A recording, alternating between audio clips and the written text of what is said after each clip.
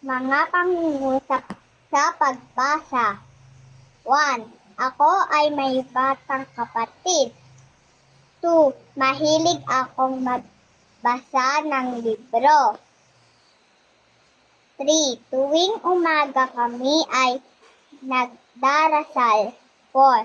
Si nanay ay nagluluto sa kusina. 5.